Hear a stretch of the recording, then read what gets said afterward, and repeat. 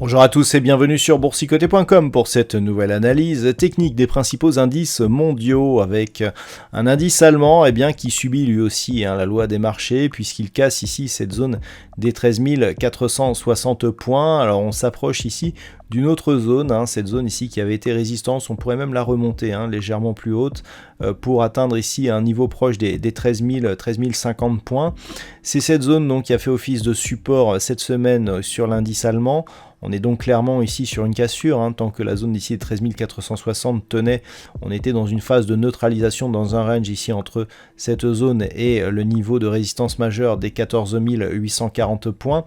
Là, le fait de casser sur une phase d'accélération, sur un gap baissier d'origine, nous indique que l'on est potentiellement, si les cours cassent cette zone justement des 13 000, vers un objectif qui se situe à 12 350 points. C'était une zone majeure de laquelle s'était approché l'indice allemand lors de cette phase de baisse ici qui avait suivi les débuts de l'offensive de la Russie contre l'Ukraine. C'est toujours vers cet objectif que l'on ira. Donc la semaine prochaine, on surveillera ici cette zone des 13 000 points.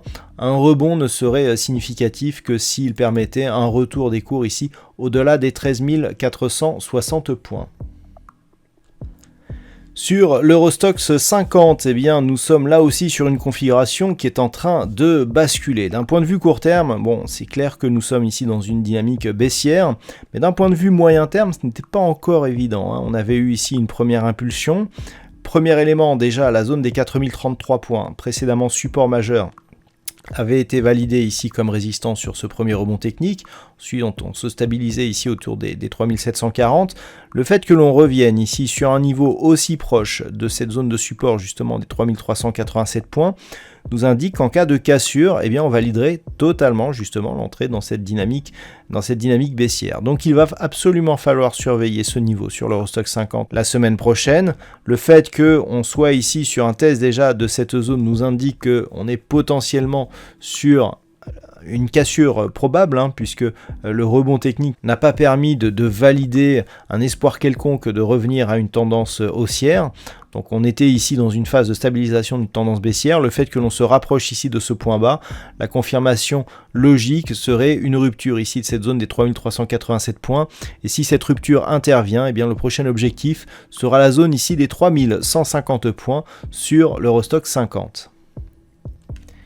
Sur les indices américains, la dynamique là aussi est devenue fortement baissière. La semaine dernière, je vous indiquais que tant que l'on était ici au-dessus des 3867 points, on pouvait s'attendre ici à un rebond technique. Ces espoirs ont été douchés là aussi. On avait déjà eu un gap vendredi, on a eu un gap donc dès l'ouverture de lundi, gap qui n'a jamais été comblé, qui a enjambé ici une zone de support majeur. Test ici sur la zone des 3720 qui était déjà une zone identifiée auparavant. Donc on voit que malgré la hausse de la volatilité, on reste sur des niveaux qui respectent plus ou moins les zones techniques clairement identifiées. Tentative de rebond à partir de 3720, on casse et donc cette zone des 3720 est désormais résistance mineure. On est vraiment sur une dynamique baissière qui est en train de se confirmer, voire même de s'accélérer. Et si on continue comme cela, on pourrait rejoindre ici cette prochaine zone de support majeur qui se situe à 3550 points.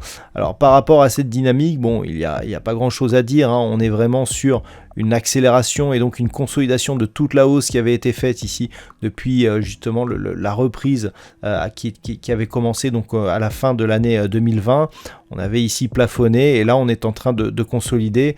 Alors par rapport justement à cette phase de hausse, pour l'instant elle n'a pas de conséquences sur la dynamique moyen terme, mais on se rapproche de niveaux ici qui pourraient avoir des conséquences, et notamment si on revient ici sur des niveaux, ces niveaux ici là des 3550, clairement on pourrait avoir des signaux moyen long terme qui pourraient devenir beaucoup plus embêtants pour la suite, puisqu'ils invalideraient la possible poursuite donc d'une dynamique haussière pour l'instant moyen-long terme.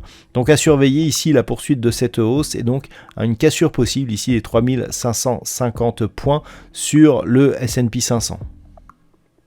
Sur le Nasdaq, nous sommes dans une configuration là aussi qui confirme le mouvement baissier. Nous avions ici cette zone des 11 575 points qui était une zone de support majeur sur le Nasdaq. On avait rebondi à partir de cette zone, on était revenu quasiment au contact ici des 13 000 points.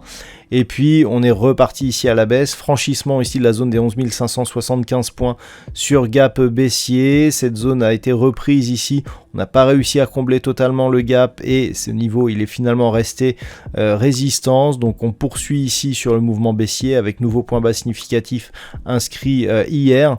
Et donc un objectif tout proche puisqu'il s'agit de la zone des 10 945 points. Alors là aussi, si on observe un petit peu ce qui se passe d'un point de vue moyen-long terme, on arrive sur des niveaux qui sont pas terribles. Déjà ici, le fait d'avoir cassé ici cette zone proche des 11 575 points n'a pas envoyé un très bon signal. Là, on revient sur la phase de hausse qui avait suivi donc la crise initiale de Covid-19. Donc attention, d'un point de vue moyen-long terme, la zone, je dirais, à observer sera celle-ci ici, cette fameuse zone ici des 9 735 points. Donc pour l'instant, on en est loin, mais au rythme où va la baisse, on pourrait bien se rapprocher de cette zone prochainement. Donc dans cette optique, on surveillera avec une extrême attention ici cette zone des 10 945 points qui, en cas de cassure baissière, nous donnerait un signal potentiel d'accélération du mouvement baissier de cette dynamique. Et puis enfin, sur le Nikkei, ça reste plutôt neutre. On s'attendait à avoir un peu plus de baisse, mais au final, l'action de la Banque centrale du Japon, qui va un petit peu à l'inverse des autres banques centrales du monde actuellement, qui a décidé de ne pas relever ses taux, voire même de continuer à faire un petit peu de quantitative easing, a eu un effet sur l'indice, puisque on a désormais une dynamique qui s'inscrit dans une certaine neutralité d'un point de vue court terme. On peut observer ici qu'une zone que l'on va d'ailleurs repositionner ici sur ce niveau ici des 25 750 points agit comme support. C'est très très net ici sur ces deux zones de points bas. Et nous avons aussi un niveau ici donc sur ces deux points hauts. C'est une zone de résistance court terme, donc proche des 28 400 points, qui agit comme résistance. Et donc clairement, on est ici entre ces deux niveaux. Et on ne peut pas dire que nous sommes vraiment dans une dynamique baissière. On était même sorti ici de cette dynamique en cassant la résistance oblique ici sur gap. Alors on l'a refranchi à la baisse sur gap, donc le signal a été invalidé.